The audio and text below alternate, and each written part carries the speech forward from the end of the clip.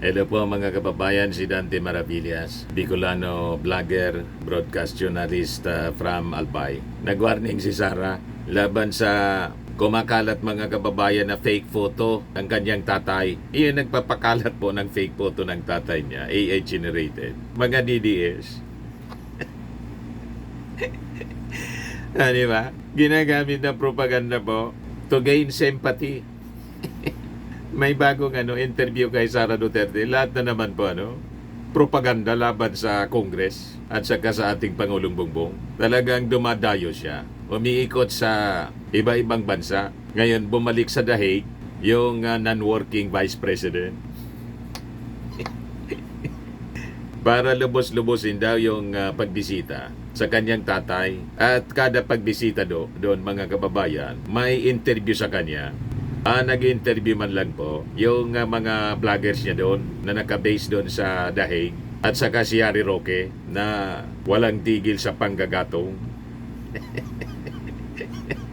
Gatong ng gatong si Harry Roque. Ginagamit yung issue kay dating Pangulong Digong para pagtakpan yung kanyang mga katarantaduhan. Pakinggan mo kasi, Harry Roque, yung panawagan mismo ng kapwa mo abogado at saka spokesman ni Digong, si Panelo. Yan sabi ni Panelo, masyado ka anyang madaldal. Anong masasabi mo nga sa sitwasyon ni Secretary Ang Roque? problema sa kanya, masyado siya kasi madaldal eh. He creates his own problem. Oh, okay. Like, yung demanda sa kanya, di ba, dinidemanda siya. Tapos nagkaroon ng congressional hearing. Kung paano yung congressional hearing, sa kadadagdal niya, nasasabit siya.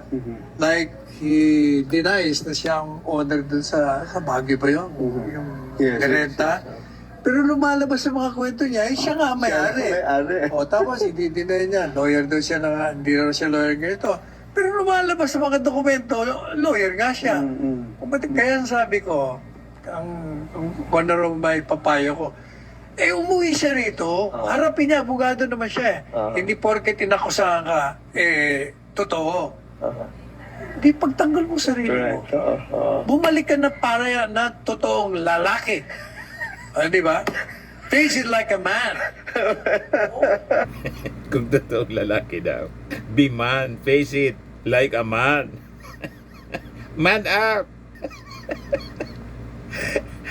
You see, ginagamit ni Harry Roque ang issue ni Tatay Digong niya para pagtakpan yung mga katarantaduhan na mismong mula sa bibig ni Panelo. Ang lahat daw na trouble mo, kagagawan mo lang sa kakadaldal mo, kaya dumaldal ka lang na dumaldal. O diba? Lahat man sila, kahit si Sara Duterte at saka si Digong, yung mga ebidensya galing sa kanilang bibig, sa kakayabang. Pagkatapos, nagpakalat yung mga DDS ng picture ni Digong na butot balat na, AI generated po. O ngayon, mismong sa bibig ni Sara, nag-warning siya BP Sara warns against fake photo of Dad Rodi in hospital. Yan po AI generated siya just to gain sympathy. Ang nagpapakalat po, mga DDS man lang.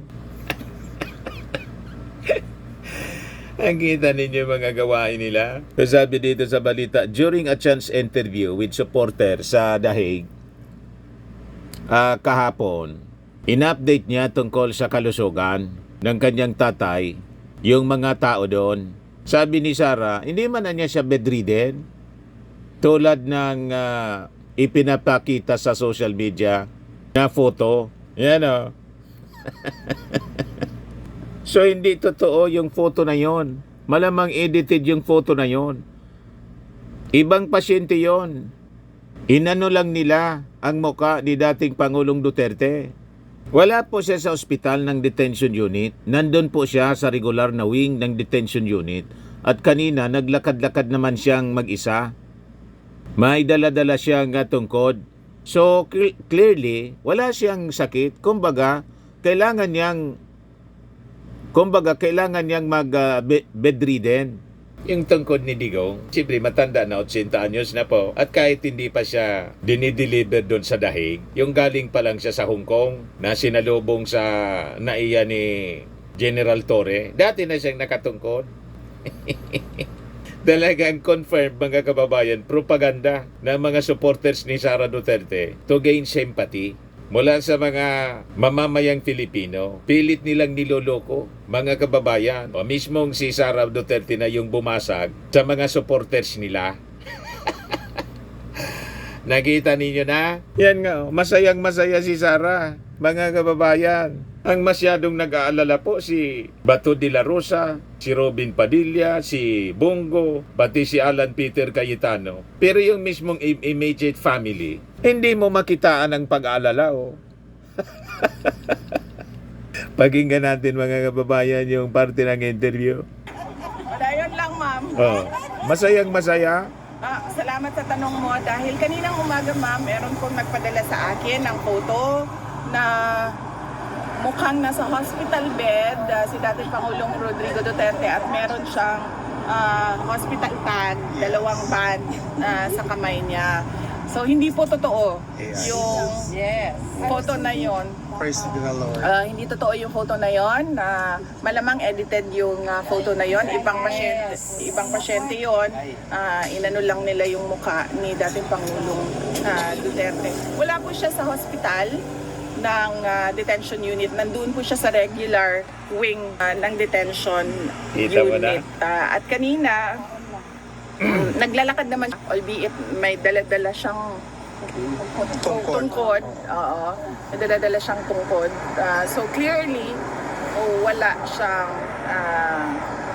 sakit na, kumbaga, kanya maging bedridden. Narinig na ninyo sa bibig mismo ni Sara Duterte. Huwag kayong nagpapaniwala sa mga DDS kasi napakahilig nila magpakalat ng fake news. Si Sara mismo ang bumasag sa mga fake news na pinapakalat nila para gamitin po sa panira sa ating Pangulong Bongbong Marcos sa gobyerno. Ayan yung simula ng interview kay Sara. Guys, ang ano nila, bus stop at mga tram rides nila. Tram stops nila dito. O, kita mo? Laging Laging nakatawa si Sara po. Ilang beses na rin ako nawala dito. Enjoy na enjoy siya kasi Pasalamat ko sa inyong lahat. kuwan siya po, non-working vice president. Araw-araw sa kanya, holiday, non-working holiday. Na pagkapalan ng vice presidente mga kababayan na wala mang ginagawa araw-araw nasa layasan. At outside Philippine Area of Responsibility. Sabi niya rito, after nitong uuwi siya, connecting flight lang mga kababayan. Diretso naman siya sa Maisog Rally, Bring Duterte Home Rally sa South Korea. Diba? Sa patuloy ninyo na pagpunta dito at pagpapakita ng suporta para kay dating Pangulong Rodrigo Duterte. At pasasalamat sa mga hindi makapunta dito sa Netherlands pero araw-araw na nag-aabang ng balita kay dating Pangulong Duterte, lalo na sa ating mga social media personality na maga, araw, gabi, 24 hours online para lang magbigay ng balita at para depensahan si dating Pangulong Rodrigo Duterte at magpakita ng suporta kay dating Pangulong Rodrigo Duterte. Yung iba sa Wala mang epekto po yung mga rally nila dyan sa Dahig. Gusto na ngang pauwiin ni Digong yung mga tao dyan. Kaya lang makukulit talaga. Gusto nilang mag-stay, mga kababayan lang dyan. Ngayon, ang ginagawa mga kababayan ni Sara Duterte, nire-recycle lang yung mga issue sa pagdepensa niya ng confidential funds sa Congress. Lahat daw sinagot niya. Sabi nga po ni Congressman, isa sa mga prosecutors, Congressman Chua ng Maynila, dapat niya kay Sara Duterte, imbes na magsalita siya ng magsalita sa interview, sagutin niya yung mga questions sa confidential funds and other issues na laman ng articles of impeachment doon sa impeachment court. Dapat ganon. Doon niya sagutin. Sinasagot niya po sa mga papresko niya. Kasi sa mga papresko niya, lalo na po kung nagtatanong po yung mga pinunduhan niya yung travel tulad ng sa Australia. Bayad yung lahat ng gastos, plane ticket and all. Kaya magtanong niya kayong magtanong. Ang gusto niya, mga friendly questions. Ayaw niya ng mga tanong na ginigisa siya tulad ng mga tanong ng Quadcom, tanong ng mga congressmen. Kasi doon, hindi siya lulusot. Corner siya doon. Kaya gustong-gusto niya, kada larga niya mga kababayan, humaharap siya sa mga sympathetic sa kanya na mga vloggers and members of the media. O diba? Kasi doon, pwede siya magpropaganda na magpropaganda. Sasagutin niya yung gusto niyang sagutin at malamang sa malamang may prior orientation muna before ng interview. Ito niya lang ang ating ang inyong mga itatanong sa akin, dapat ito lang ha. Ganon, mga kababayan. Kaya pakinggan ninyo ang kanyang mga sinasabi po. At dun sa mga aliases, dahil binanggit po ninyo kahapon na kung may trial po, dun po kayo magbibigay ng file. Kung wala naman, public naman po. So sa Pilipinas po, meron po ibang mga congressman na nagsabi na bakit daw hindi pa po ngayon kayo magpaliwanag. And bakit daw hindi nyo pa po before nung sa budget hearing.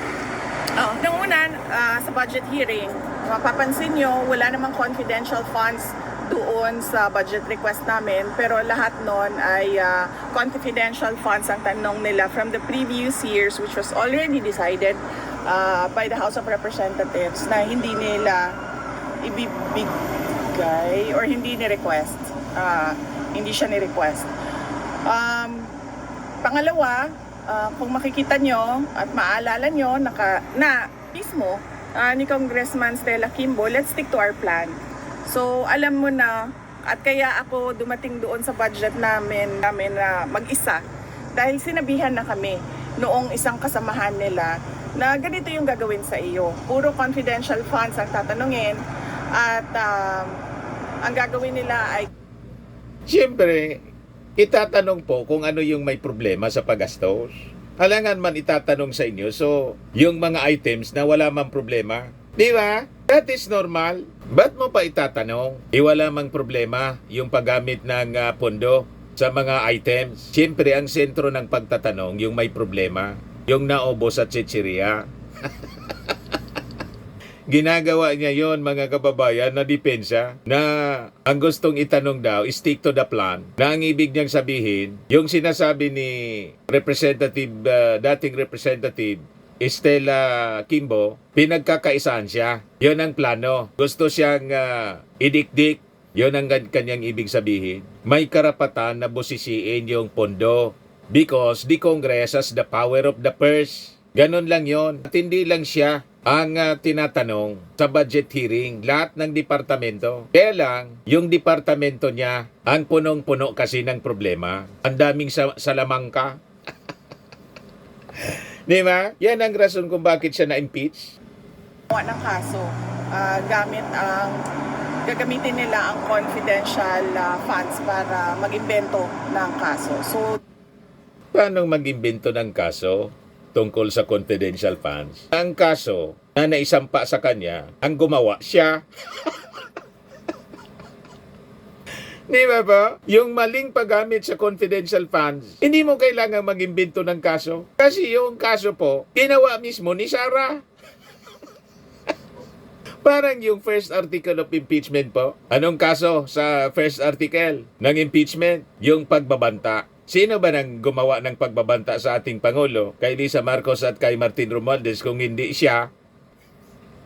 Di ba? In like manner, itong sa issue ng confidential funds. Sino ba ang gumamit ng confidential fund sa maling pamamaraan? Yung Congress ba? Yung Congress, binigyan siya ng pondo. Mali yung paggamit niya, kaya siya may kaso. Kaya ang sinabi niya, nagawan siya ng kaso, mali po yon. Ang gumawa ng kaso niya, siya mismo. Parang yung kanyang tatay, bakit siya may crimes against humanity? Nag-educate siya kasi. At proud pa siya na i-announce sa buong mundo yung kill niya. Ngayon, nandyan siya sa dahig. Di ba po, mga kababayan? Mali ang mga sinasabi ni Sara. Pumunta ako doon na mag-isa during the budget hearing dahil ayokong inaapi at pinapahiya yung mga kasamahan ko sa Office of the Vice President. Wala pong nangapi at hindi pinapahiya. Tinatanong ng matino. Kaya lang hindi masagot ng matino kasi may tinatago. Kung halimbawa sila napapahiya kasi mali-mali yung sagot, may pinagtatakpan eh. Kaya ang nangyari, sa kakatago, sukol na, ayun, sumikip yung pakiramdam, sumikip yung panghinga, itinakbo sa tinakbo sa ospital. Sukol na sukol kasi po. Yung kasinungalingan kasi po, hindi na maidepensa. Walang nagpapahiya sa kanila. Hindi lang nila masagot ng matino. Kaya sila napapahiya. Gumawa kasi, mga kababayan, ng kawalang hiyaan. Puro, chichirya yung beneficiary. Yan ang katotohanan, mga kababayan. Noong namang hindi nila nakuha kung ano yung gusto nila during the budget hearing dahil sinabi ko na sa kanila na bahala na kayo kung anong budget ibigay nyo, wala namang Palusot mo yon. Nabala na kayo kung magkano lang yung budget na gusto ninyo. Kasi hindi mo nga maipaliwanag. Para hindi ka natanungin. Hindi man maaari na gano'n na lang ang gagawin po ninyo. Hindi na lang ako hingi ng budget, additional budget, bala na kayo kung magkano ang ibigay ninyo. Yun ang gusto niyang mangyari para tumigil na sa katatanong. May nagawa kasing mali. Huwag kami, Sara Duterte. Hindi mo kayang paikutin ang ating mga mamamayang Pilipino. Kitang-kita yung mali. problema sa amin. Tutuloy pa rin yung trabaho namin. Ay, Anong tuloy ang trabaho? Non-working Vice President ka nga. Humingi ka pa nga ng additional 700 million, naging 900 million. Pinagbigyan ng DBM. Pero you have to defend that budget sa budget deliberation uli. Humingi pa po, in-increase ng DBM. Pinagdagan ng 150 million yata yon. Yan o. DBM boast OBP budget to 903 million for more personnel, IT equipment. 170 million yung increase po ng funding ng Office of the Vice President. For OBP's additional personnel in information technology equipment, sabi ng kanyang bagong spokesperson na si Rose Castelo, mula sa 733 million to 903 million pesos. Kita ninyo, dumagdag pa ng tao. Pero yung Vice President, non-working Vice President, laging holiday. Anong gagawin doon sa equipment at additional personnel na hindi man nga nagtatrabaho? Laging nasa biyahe. Di ba? Logi talaga po ang ating mga mamamayang Filipino. bukas sila ng investigation sa loob ng House of Representatives. 2 beses ako pumunta doon. 2 o 3? Dalawang beses. Pumunta ako doon nung pinatawag nila ako. At nila ako kahit wala sa rules nila. Wala daw sa sinabi rules. ko, bakit nyo ako pag-oath na wala naman sa rules. Lahat po, pinag-uos na magsasabi ng totoo. Ayaw niya kasi mag-os kasi ayaw magsabi ng totoo. Di siyempre, hindi na siya tinanong. Wala man kasing silbi na magsasalita doon, hindi man siya naka-os. Grabe talaga po itong si Sara Duterte. Na kailangan mag-oath ang resource persons. In fact, Lahat man kung tingnan nyo pinag-uos. yung mga ibang hearings ng House na hindi doon sa amin, makikita mo na yung mga resource persons ay hindi talaga pinag-oath. Yung sa'yo kasi investigation. Yung iba hearing. Normal hearing lang. Di ba? Pag investigation, dapat mag-take oath ka. So, hindi nila masagot dahil ang kagustuhan lang naman nila ay manira, diba? So, hindi nila Manira. Wala mang ganong wala mang ganong ginagawa ang Congress na manira. Ang naninira po yung mga DDS at kayo mismo. walang tigil sa paninira. Pati inulit nga na naman mga kababayan ni Sara Duterte yung paninira sa 20 pesos na bugas. O, di ba? Panira, diba? So, hindi nila sinagot, umupo ako doon. Sabi nila, wala na kaming matatanong sa iyo kasi hindi ka naman nag-oath. Pero ready akong sumagot kung ano man yung tanong nila kahit wala akong oath. Diba? So, wala silang tinanong. Noong sunod na pumunta ako doon, sinamahan Lahat balubagi po. mga invitees nila galing sa Office of the President dahil pinoprotektahan ko lahat nung mga kasamahan ko sa Office of the Vice President. In fact, kung hindi nyo napapansin, marami dyan ang hindi pro-Duterte sa Office of the Vice President dahil Pumunta ka doon, pinoprotektahan mo yung sabi mo kasi baka makapagsabi ng totoo. Yan ang totoo niyan. Kaya binantayan mo na. Kaya nanikip yung panghinga ni Zulaika Lopez at saka yung isa pang staff mo. Kapwa itinakbo sa ospital kasi baka makapagsalita ng totoo. Di ba pa? karamihan dyan sa kanila ay galing pa sa panahon ni Vice President Binay at Vice President Leni Robredo. So dilawan at pinklawan talaga ang ibang mga tao dyan sa Office of the Vice President. Pero lahat yan pinoprotektahan ko. So sinamahan ko sila doon at pinoprotektahan ko sila. Pero nung sinabihan ako na you cannot speak without taking an oath, so nag-oath ako. Nung nag-oath naman ako, may tanong ba sila kahit isa? Alvin? Wala. Wala. Kahit isang tanong, walang tinanong sa akin.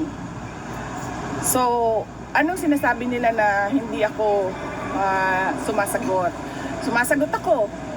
Pinadalhan kami ng letter ng Commission on Audit dahil sa pagpipilit ni Congresswoman Franz Castro. Sinagot namin. Pinadalhan kami ng letter ulit ng COA. Sinagot naman namin. Maayos naman yung sagot ng Office of the Vice President. So, hindi ko alam kung saan nanggagaling ang sinasabi nilang ayaw ko sumagot. Ngayon, ayaw ko sumagot kasi nag-file sila ng impeachment. At sinabi ko, since nag-file kayo ng impeachment, ay doon natin sagutin. Ngayon, sabi mo ngayon, doon natin sagutin. Pero yung mga abogado mo at mga kaalyado mo, mga senador, gustong ipadismiss. So walang mangyayaring sagutan kasi walang trial. Kita ninyo? Bali-baliktad ang kanyang mga sinasabi. Sabi niya, I want a bloodbath. Pero ang aksyon ng kanyang mga kaalyadong senador, dismissal without the benefit of trial. Ngayon, ito na naman ang sinasabi niya. Hindi siya sumasagot kasi may impeachment. Di gusto niya daw nasagutin sa impeachment trial. Pero ang aksyon ng kanyang mga abogado, questionin ang jurisdiction ng 20th Congress. Nag-file sila ng petition sa Supreme Court at ngayon nga, nag-utos na yung Supreme Court na sagutin, boss, by the Senate and Congress, yung petition nila. You see? Kaya mahirap talaga pong paniwalaan ang mga statement ni Sara Duterte kasi bangga-bangga po. Yan sinasabi niya rito. Sa impeachment, para naman ako kasi akong tanga kung magsasalita ako about confidential funds na yon na wala namang dahilan. Unang-una, nag-hearing, nandun ako, walang kahit isang tanong. Ngayon, may impeachment trial, tapos magdi-discuss ako noon sa labas ng impeachment trial. Pag wala ng ibang venue, saka ako magsasalita. My explanations will be in my own time, hindi sa panahon kung kailan gusto ng mga members of the House of Representatives. In her own time daw, kung gusto niya, kung kailan niya gusto magsalita. Ganon ka-arugante mga kababayan si Sara Duterte. Kaya sabi ko sa inyo, hindi siya bagay na maging public official. She should be disqualified mga kababayan. Ayaw na niyang accountability. Ayaw niya nang tinatanong kung paano ginagasto ang pundo ng bayan. Feeling niya, pera niya ang ginagastos niya mga kababayan sa mga lakad niya, sa lahat niyang mga activities niya. Tingnan niyo yung ginagawa ngayon. Hindi man nagtatrabaho. non-working vice president. Pero may lakas siya ng loob na hanapan ng trabaho ang ating Pangulong Bongbong Marcos. Pero siya mismo hindi man nagtatrabaho. Kitang-kita po. O ito siya. Naghain ng resolution po si Senator Alan Cayetano asking the government to move Si Harry for Roque house yan, arrest nagsasalita. within the Philippine embassy premises here in Holland, si Tatay Digong. Opo. Your reaction po? Hindi ako makakomment eh. Kailangan ang mag-comment nitong house arrest na ito at the resolution ni Senator Alan Peter Cayetano ay yung lawyer ni Pangulong Duterte. So siguro kung isang beses maimbita ninyo si Attorney Nicholas Kaufman to give a comment, mas maganda na siya yung magbigay ng comment dito. VP, on a similar question, what's your reaction to the pronouncement of some congressmen really against you for the revival of the Quadcom 2.0? We are not surprised. Bago ako pumunta dito na nalate pa nga ako, nagmamadali kami kasi galing ako sa isang Zoom meeting na ang laptop, no? Nasa akin ang laptop. So, pinatago ko lang Happy sa sila. iyo. So, kinuha kanina, nasa Zoom Di ba? meeting kami. Unbothered talaga po. Yun ang dinidiscuss namin. No? Kasama ka na Secretary Harry Roque, no? Na hindi ito titigil. So, huwag tayo mag-expect na bago yung Congress ay titigil sila sa pangangatake nila. So, tutuloy-tuloy pa rin yung paghahabol nila sa iyo at tutuloy-tuloy yan na tambakan ka nila. Siyempre, bulin si Harry Roque kasi sabit doon sa Pogo. Yun ang sabi niya, no? Sabi ni Panelo, sa kada daldalan niya, sinubo niya yung sarili niya. Nasangkot tuloy sa kakadaldal. Di ba, mga kababayan? Ng kaso. Yan din yung sinabi ko sa mga ka-meeting ko kanina. Because obviously, ang gusto nila ay burahin ang mga Duterte. At Walang ganon. Ang bumubura po sa inyo, yung sarili ninyong kagagawa na katarantaduhan, tulad ng tatay mo, kaya nakulong, nandyan sa dahig, because of crimes against humanity. Siyempre, magrireklamo yung mga biktima. Ang gusto kasi ninyong mangyari, gumawa lang kayo ng mga kalukuhan ninyo, katarantaduhan, crimes, pero dapat lusot lang. Walang dapat magreklamo. Yan ang mindset ninyo eh. Mang-apak ng ibang tao, tulad ng mga biktima ng AJ case, pero dapat walang maghahabol sa inyo. Walang ganun sa mundo po. Crimes does not pay. Sabi nga, crime does not pay. Gumawa ka ng mali, may consequences po. Nagbanta ka sa ating Pangulo, may kaso. Mali yung paggamit ng confidential funds, may kaso. Ganun lang yun eh. Ayaw mong habulin, ayaw mong may kaso, huwag kang gagawa ng mali. Ganun lang yun po. tao na sumusuporta sa mga Duterte. In fact, kahit nga private individuals, ngayon, hindi na immune dahil nakakatanggap na sila ng mga letters galing sa BIR o kung ano man yung pwedeng kahanapan ng pagkakamali sa kanila. Hindi ito Harassment daw sa kanila, yung ginagawa mga kababayan. Sila yung mahilig gumawa ng ganyan. nagsabi ako sa kanya kanina, sabi ko ano ba ang message mo dahil pagdaan ko kanina papasok meron ng mga nag-aantay na mga kababayan natin at sabi niya na wag na daw kayo mag-antay sa kanya dahil ayaw niya daw na naaabala kayo at lalong-lalo niya daw na gumagastos kayo ng dahil sa kanya. Ang pera, ma'am, nakikita lang yan, pero ang pagmamahal namin hanggang sa dulo talaga. Alam ba niyo yung June? Nakalimutan ko sa Bukas na lang, ma'am. Tomorrow ay Monday is sa another day. Sa Tuesday, sa July 19. Imbitahin ko nga siya, no? Sabi ko, I already asked this to your former president, Becca but we are all happy that we are here. I hope that we are not giving him a burden that we are here. Doesn't affect his health. I don't think so, ma'am. Maybe he's just thinking of your comfort. Comfortable here, madam. We're so happy together here. Getting fat. Hello, everybody. Yes. How about you, Last VP? question dito. VP, saying it's so expensive for the lawyer. Why? Not so money. therefore, the Dutertes have lots of money. Hindi ko alam kasi hindi naman ako nagbabayad. Hindi ko alam. I am not paying for Attorney Kaufman, and I do not know the professional fees arrangements between Attorney Kaufman and former President Duterte, because it is confidential and between the lawyer and client only.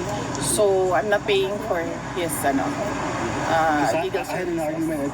I told somebody, the Philippine people are willing to pay. At ayaw din yun. At ayaw din ni dating Pangulong Duterte na Parang may mali siya yun. The Filipino people daw willing to pay for the attorney's fee. Malamang ang intensyon nun, mga kababayan, mag-fundraising. Hindi man kailangan. Ang sabi ni Sara Duterte, hindi niya daw alam kung magkano. Pinapareact si Sara Duterte noong supporter niya. Kasi may mga critics daw na nagsasabi, milyon-milyon yung bayad sa attorney's fee. Hindi niya daw alam kasi confidential daw yon between the client pagkatapos si Attorney Kaufman kung magkano yung bayad. Naniniwala kayong hindi alam kung magkano yung attorney's fee? Sabihin pang hindi siya nagbayad kasi talagang hindi man kailangan. Siyempre, may pera yung nakatago si Digong. Alangan mo wala. Di ba po, mga kababayan? Lot drama po. Ayan o.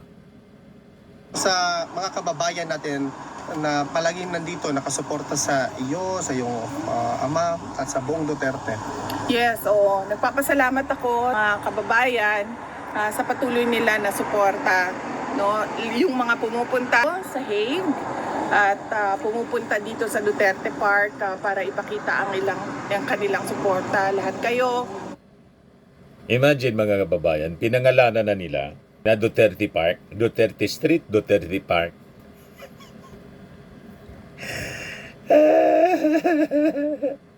Grabe po. Illegal naming ng park unauthorized by the Dutch government. Manang-mana sa China po. Tinatawag sa kanilang pangalan, Chinese name, yung mga territory na sakop natin at doon sa India.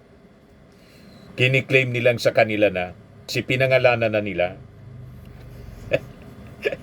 Di ba? Ang tawag nila, Duterte Park. Magamit ng sarili ninyong pera para magpakita ng suporta at taus-puso yung pagpapasalamat namin. Wag lang natin kalimutan na ang ipinaglalaban nating lahat ay hindi yung tao, hindi si Pangulong Duterte o hindi si Inday Sara Duterte. Ang pinaglalaban natin dito ay yung bayan natin. Tanong pinaglalaban yung bayan na wala man kayong ginagawa ng mabuti para sa ating bayan, hindi nga kayo magtrabaho. Laging non-working holiday. Di ba? Binigyan kayo ng trabaho sana. Kung kayo ni team ka pa, wala mang nangyaring matino sa DepEd. Di ba? So malinaw po na ang pinaglalaban ninyo pang sariling political survival. Hindi man yung ating bayan. At bawat pamilyang Pilipino. Yung injustice Yes. at rendition. Yeah. Anong injustice kay Digong? Ang may injustice po, yung mga victims ng EJK. Di ba po mga kababayan? Kaya nandyan siya for not injustice, due process. He has to face the case filed against him ng mga nabiktima. So, binibigyan siya ng due process. Pero yung mga biktima po, walang due process na nangyari. Mga kaluluwa na sila. Si Digong, sinasabi po ninyo, butot balat. At least may balat pa. Yung mga biktima, buto na lang at kaluluwa. So malabo po itong sinasabi mo, Sara Duterte. Ginawa nila sa isang Pilipino na kinuha nila sa loob ng ating bansa. At Kumusta man yung mga mahihirap na Filipino? Hindi ba yun Filipino rin? Yung mga biktima ng war on drugs po ng tatay ninyo? So lagi ninyong bukang bibig yung tatay ninyo. Paano yung mga biktima ng tatay ninyo? Wala ba yung karapatan? Di ba po? hinatid nila dito. Maswerte yung tatay mo, hinatid sa dahig, naka-aircon. gamit eroplano. Ang mga biktima po inatid na sa kanilang huling hantungan. Yan ang malinaw po, mga kababayan, na kwento. Ngayon, kung hindi guilty yung inyong tatay, tulad po ninyo, naniwala kayong hindi kayo guilty sa impeachment case, harapin ninyo sa trial. Huwag dismissal ng kaso. So kailangan, acquittal na lang kung wala kayong pagkakasala. Wala eh. Ito naman, ang gusto ninyo, interim release. Yung host country nga, ayaw tumanggap kay Digong. Denied. So lahat lang, one-sided. Lahat lang sa inyo ang iniisip ninyo. Tapos sasabihin ninyo, para sa mga Filipino, injustice. Para sa mga Filipino, para sa bayan. Anong naging para sa bayan? Ang biktima po, ordinaryong mamamayan. Yes. Nila, ng gobyerno. Pati yung Ginastusan ng gobyerno para ihatid ang isang Pilipino dito sa Hague. At kung Buti nga ginastusan. Kaysa naman, i-charge pa sa inyo yung gastos. Di ba? Hindi na charge. Pasalamat na lang kayo. Yung gobyerno, yung nagatid, at safe siya. Hanggang ngayon, buhay na buhay pa. At nabibisita ninyo. Yan ang importante dyan. At sabi ninyo, maayos naman, malusog. Nakapaglakad-lakad nga. Kahit nakatungkod na lang. Siyempre, matanda na. kalimutan ang mga issue sa bayan natin. Tulad ng blanco sa budget. Napakaraming mga kababayan natin ang tahimik. Yung blanco po sa budget, hindi pa man kasi yun final. Siyempre, blanco. Pero ngayon, hindi na blanco. May laman na. Di ba? Sa blanco na mga budget at yung pagkuha. Ang dapat mong ipaliwanag yung nalaman sa budget mo sa confidential funds nang nakasulat sa acknowledgement receipt at mga chichiriya. Yan ang iniiwasan mo eh. Turo ka ng turo ng problema ng iba. Imaginary man lang yung mga kwento ninyo. Pera ng PhilHealth at yung apparent na pagsisinungaling, iba yung sinasabi ngayong araw na ito, iba yung sasabihin bukas. Ikaw yun.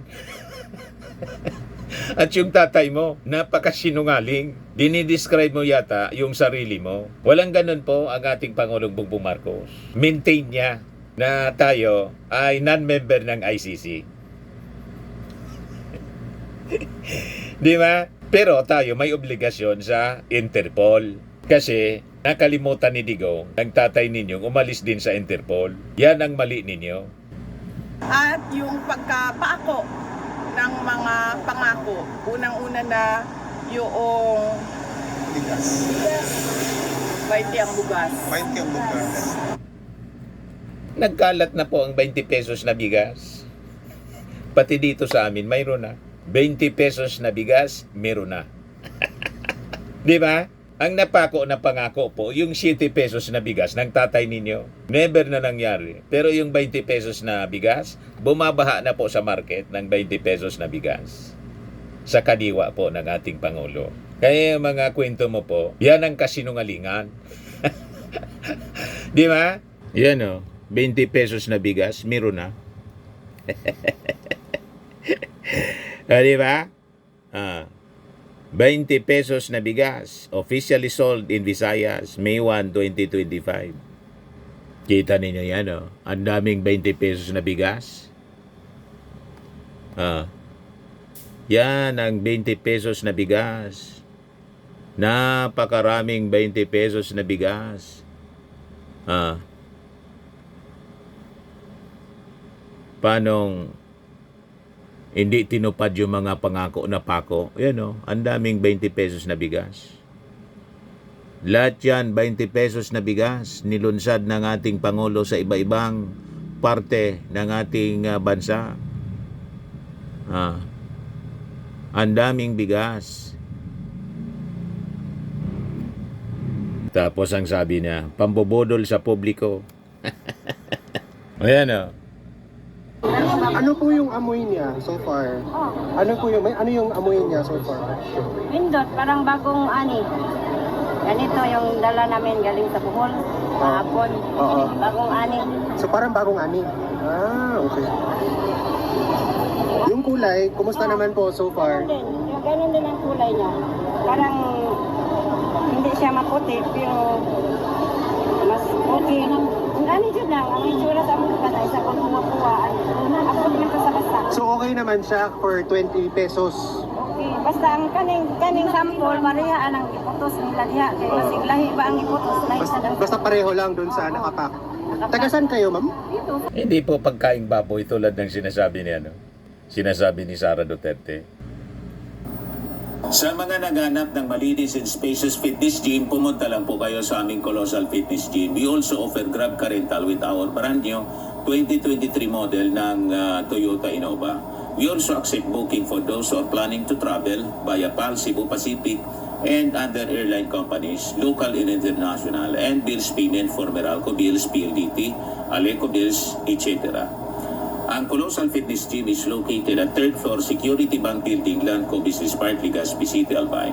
For inquiries, look for Chilon Maravillas. Contact number 0966-802-0949. Yan yung aming Innova. Lagi na pong matao sa amin.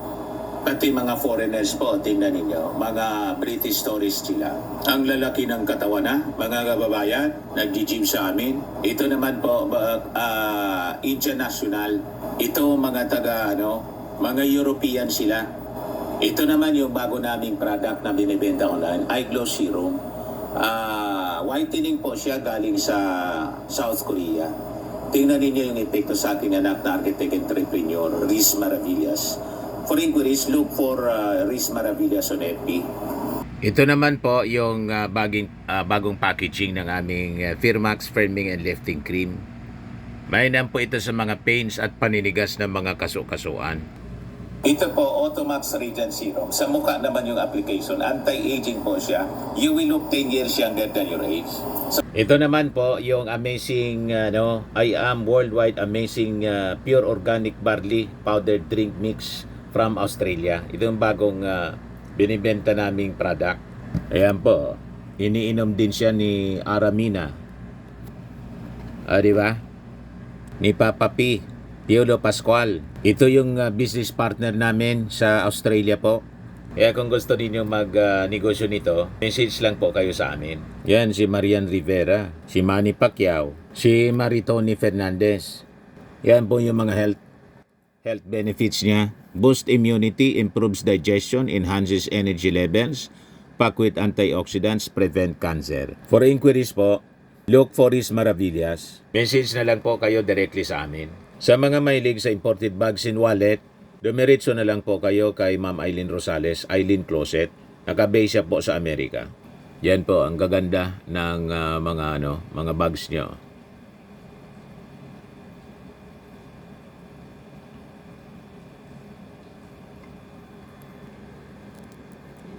Yan si Ma'am Eileen Rosales.